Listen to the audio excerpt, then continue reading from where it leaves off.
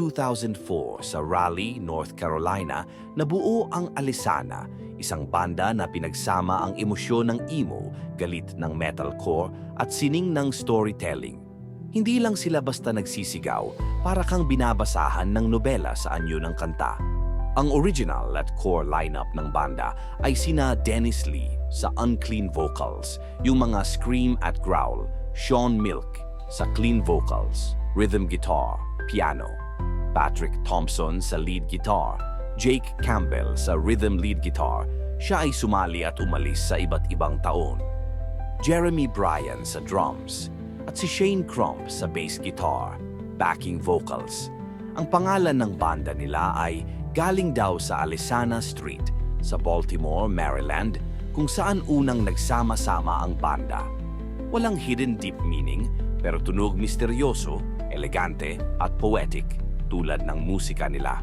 Noong 2005, inilabas nila ang debut EP na Try This With Your Eyes Closed. Pero noong 2006, sumabog sila sa emo post-hardcore scene sa full album na On Frail Wings of Vanity and Wax.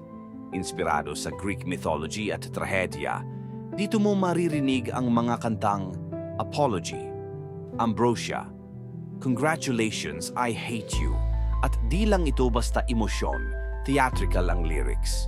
May kwento, may karakter, may sakripisyo, at madalas may namamatay. Si Sean Milke ang boses ng kalmado at sakit, habang si Dennis Lee ang sigaw ng galit at pagkasira. Pag pinagsama mo sila, parang laban ng puso't isip at ikaw ang nasa gitna. Taon-taon, nag-evolve sila. May concept albums base sa Dante's Inferno, mga kanta tungkol sa pag-ibig na nauwi sa pagkasira, at theatrical breakdowns na parang eksena sa isang trahedyang opera. Hindi man sila kasing mainstream ng ibang emo bands, ang Alesana ay naging cult classic.